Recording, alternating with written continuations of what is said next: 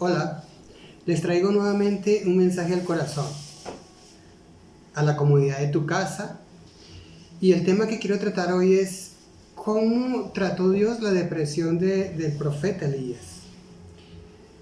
Este es uno de los hombres más poderosos del Antiguo Testamento. La Biblia remarca cómo él hizo tremendos milagros y señales en el nombre de Dios. Y en el capítulo 18 del primer libro de Reyes cuenta cómo el profeta citó al rey Acab y citó a los sacerdotes de Baal y a los sacerdotes de Acera para confrontarlos en el monte Carmelo. Y la Biblia narra cómo fue esa jornada en la cual el profeta Elías solito se enfrentó a 850 sacerdotes que eran patrocinados por la esposa del rey Acab, que era la reina Jezabel. Y él solito los confrontó, los avergonzó y los venció. Posterior a eso dice la Biblia que él nuevamente subió al monte Carmelo, se inclinó a orar a Dios, y después de una sequía de más de 3 años y medio volvió a llover por la oración del profeta Elías. Fue una jornada extenuante para él, estresante para él, y la Biblia dice en el capítulo 19 versículo 1 lo siguiente: cuando Acab llegó a su casa, le contó a Jezabel todo lo que Elías había hecho, incluso la manera en que había matado a todos los profetas de Baal. Entonces Jezabel mandó el mensaje a Elías: que los dioses me hieran e incluso me maten si mañana a esta hora yo no te he matado, así como tú los mataste a ellos. Y la Biblia dice que Elías, cuando recibió este mensaje de Jezabel, la esposa de Acab, la Biblia dice que Elías sintió miedo. En el versículo 13 dice que Elías tuvo miedo y huyó para salvar su vida. Se fue a Beerseba, una ciudad de Judá, y dejó allí a su sirviente. Luego siguió solo todo el día hasta llegar al desierto. Se sentó bajo un solitario árbol de retama y pidió morirse. Basta ya, Señor, quítame la vida, porque no soy mejor que mis antepasados que ya murieron. Entonces Elías, el hombre valiente que se atrevió a enfrentar al rey Acab y a los profetas en el monte, delante de todo el pueblo de Israel, porque fueron citados todos, se asustó por una amenaza de la reina Jezabel. Y dice la Biblia que cuando se asustó decidió huir. Y no solamente huyó, sino que cometió el error de aislarse. Dejó a su siervo y se fue camino del desierto y se aisló. Y en su depresión y en su angustia deseó hasta morirse, decidió perder la vida, y le pidió a Dios que le quitara la vida. Y él mismo se menospreció. Pero ante esta situación, lo que yo quiero que nosotros veamos es ¿qué hizo Dios para tratar la depresión de su siervo?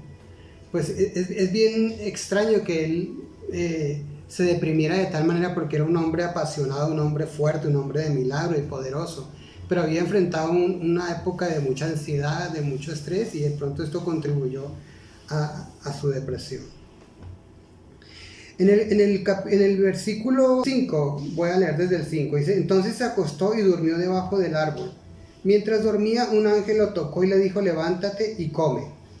Lo primero que hace Dios para tratar la depresión de su siervo es que envía un ángel, precisamente para sacar a Elías de su aislamiento y de su soledad, porque él cometió el error de aislarse, y Dios envió un ángel para que lo acompañara y para que lo alimentara, porque Elías, en su angustia y en su miedo, no comió y no había dormido bien.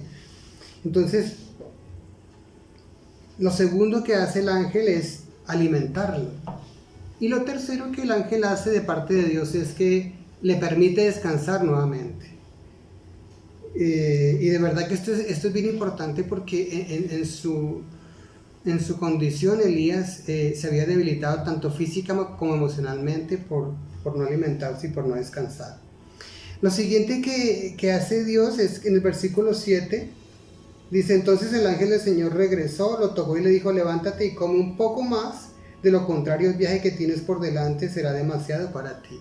Volvió y le alimentó, y le dice: bueno, ya no más pasividad, ya no más este estado de quietud, te vas a mover, aliméntate bien porque te vas a mover. Fue lo que le dijo el ángel de parte del Señor.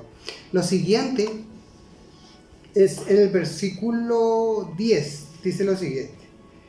Entonces el Señor le dijo a Elías: ¿qué haces aquí, Elías? He servido con gran celo al Señor Dios Todopoderoso, respondió Elías, pero el pueblo de Israel ha roto su pacto contigo, derribó tus altares y mató a cada uno de tus profetas. Yo soy el único que queda con vida y ahora me buscan para matarme a mí también. Y esa fue otra cosa que el Señor permitió que Elías se desahogara, permitió que él le expresara su queja y su sufrimiento. Elías se sentía que él era el único, que sufría, que él era el único que había sido fiel a Dios y por causa de eso lo estaban buscando para matar. Pero Dios permitió que sacara de su corazón esa angustia y se desahogara. Lo siguiente, en el versículo 15, dice: entonces el Señor le dijo: regresa por el camino que viniste y sigue hasta el desierto de Damasco. Cuando llegues allí, unge a Hazael para que sea el rey de Aram. Después unge a Jehú, nieto de Nimsi, para que sea el rey de Israel. Lo siguiente que Dios hace es que le asigna nuevamente tareas. Le genera un nuevo proyecto en la vida de Elías. Y por último, en el versículo 18 dice: sin embargo, preservaré a otros 7,000 en Israel, quienes nunca se han inclinado ante Baal ni lo han besado. Y lo último que hace Dios ahí es que cambia la perspectiva del profeta Elías. El profeta Elías pensaba que él era el único que sufría, el único que era fiel a Dios, el único que había pagado un precio. Y él dice: no es así, Elías, estás equivocado. Yo tengo otros 7,000 que tampoco han doblado rodillas y que han sido fieles a mí. Y le cambió la perspectiva a Elías. Lo que había generado su angustia se quedó sin piso en ese momento.